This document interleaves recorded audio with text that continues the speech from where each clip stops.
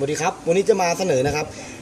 เป็นกระจกงาน CNC นะครับหรือที่เขาเรียกว่าทรงไม้กอล์ฟนะครับลักษณะตรงนี้จะมีสีทองนะครับสีดำแล้วก็สีเงินนะครับสีเงินจะออกเป็นบอลนะครับก็เป็นงาน CNC สีสวยนะครับผมลักษณะงานตรงนี้นะครับเป็นทรงไม้กอล์ฟหรือทรงแบบคล้ายๆแบบ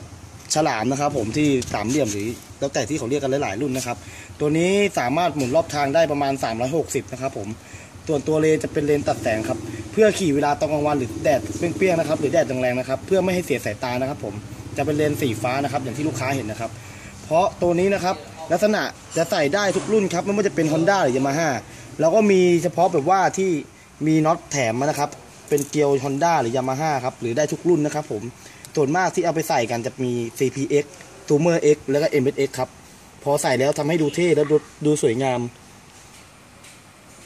แล้วก็เคส R อีกรุ่นนะครับที่สามารถใส่ได้ครับผมงานตัวนี้จะเป็นงานมีเนียมนะครับที่บอกก็คือเลนตัดแสงหนึ่งอย่างและเป็นงานมีเนียมจะเป็นงานเกรด A ครับหรือที่เขาเรียกกันว่างาน CNC ครับที่บีนันทพาร์ทมอเตอร์พาร์ทนำมาเสนอนะครับเพื่อใส่ให้รถทุกรุ่น 3-4 รุ่นนี้ทำให้ดูสวยงามครับ PCX MSX KSR แล้วก็ Zoomer X ครับผมลองไปใส่ดูครับไปสุดท้าย